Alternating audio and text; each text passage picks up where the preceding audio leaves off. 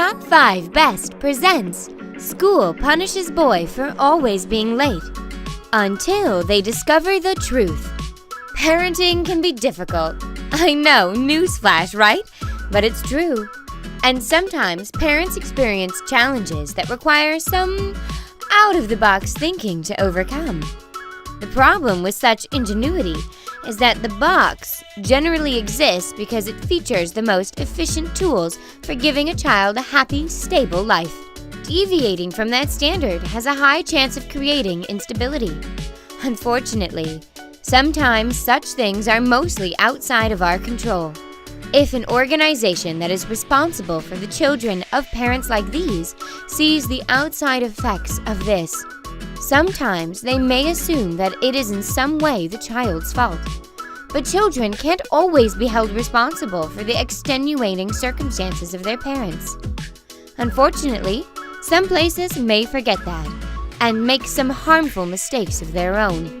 Even though children have no bills to pay or taxes to file, they still face quite a bit of stress thanks to school.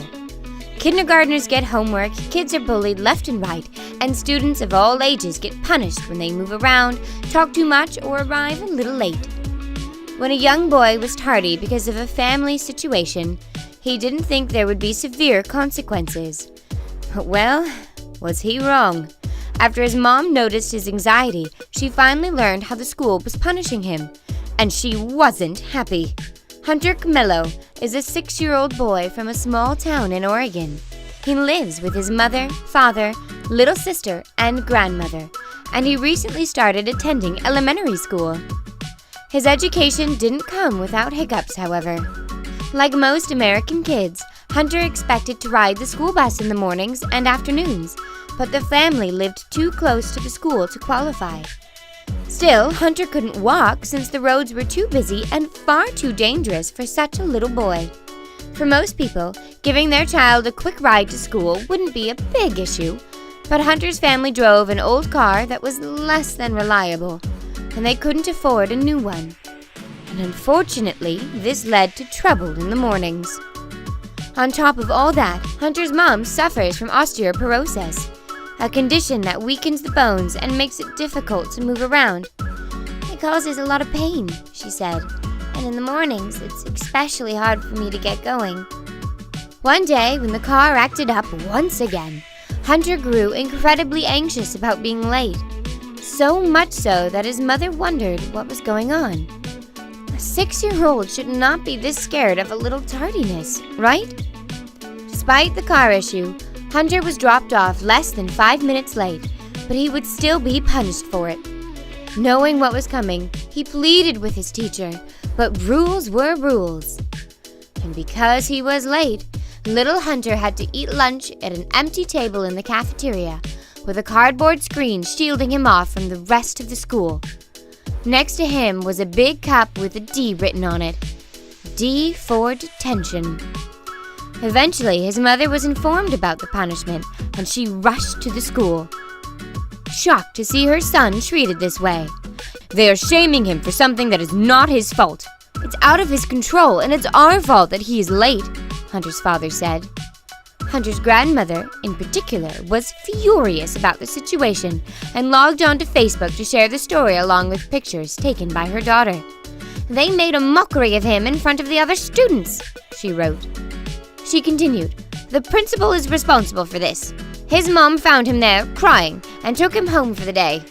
Anyone want to help me flood this lady principal with calls telling her how inappropriate this is?"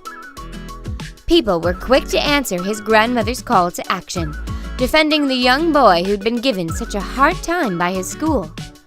Of course, they didn't just send a few polite messages. In fact, Lincoln Elementary School began receiving dozens of threatening phone calls, emails, and even letters. The school was left with only one option. They had to meet with Hunter's parents and handle the situation.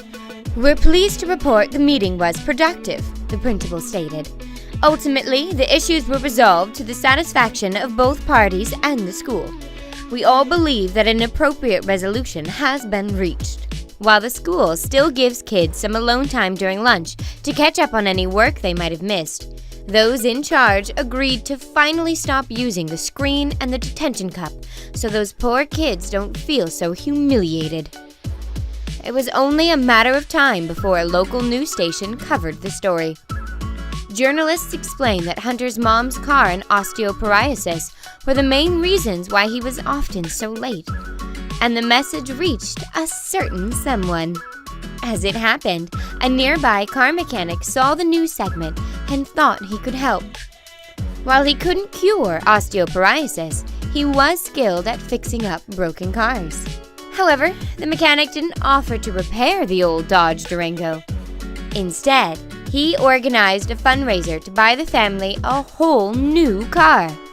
Soon they were the proud owners of a Chrysler minivan. When I handed Hunter's dad the keys to that minivan, he was speechless and extremely grateful, said the mechanic. Hunter and his parents couldn't believe how far the kindness of strangers could go. In the end, everyone was happy. The school changed its tardiness policy, and Hunter no longer needed to worry about his parents' car making him late again. Excellent news for Hunter that things turned out so well in the end. Thank you for watching. Tap one of the 2 videos on the screen for another heartwarming story.